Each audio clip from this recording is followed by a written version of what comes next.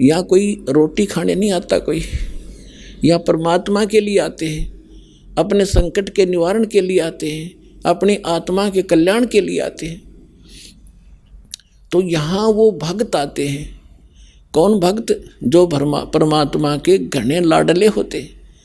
ठीक है, बच्चा मेले में बाप की उंगली छुटा गया और कितने धक्के खाता फिर रहा इधर उधर, तो बाप को वो कितना प्यारा होता है जब वो वापस आ जा। माता पिता को कितना अच्छा लगता है जब वापस मिल जा, और कोई मिला दे उसका भी एहसान मानता है।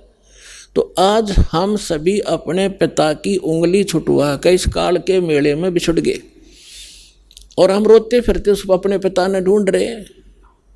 वो पिता जब तक नहीं मिलेगा हमें संतोष नहीं हो सकता। चाहे दूसरे छोटा मोटा राहत में देकर रोना बंद करवा भी दियो, लेकिन वो माता पिता की कसक न्यारी रहे तो वह आज तक है हमारे। तो इस प्रकार जब आप यहाँ जो आ रहे हो वो बिछड़े हुए हो उस परम पिता के, जो 600 वर्ष पहले आया था। उस समय आप उंगली छुटा गए थे और अब तक भटक रहे उसको ढूंढते हुए। अब दया करी है दास के ऊपर, पहचान बताई है कि अपना पिता ये है, ये लक्षण है उसके। आप इस काल को पिता समझ रहे हो तो स्वार्थी है। तुम्हें होटल पर नौकर रखा हुआ है 2 रोटी के लिए, ये तुम्हारा पिता नहीं है, सुखी नहीं दे सकता होटल का मालिक। अगर वहाँ कोई नौकर है तो आप इस होटल के मालिक के नौकर हो, 2 रोटी के लिए मूर्ख बना रखा है तुम्हारे को, अपने स्वार्थ सिद्धि के लिए। तो अब ये ज्ञान आपको कराया गया है कि ये है आपका पिता, ये देगा आपको सारा सुख, आपकी संपत्ति का हिस्सा देगा, ठाठ से रहोगे, धनी है ये।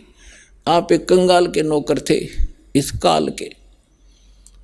तो अब जितने भी भक्त आत्मा यहाँ आ रहे हैं और जो इनको माध्यम बनता है अपने पिता का घर बताने के लिए, उसका भी एहसान परमात्मा उसको भी इतना ही क्रेडिट देता है।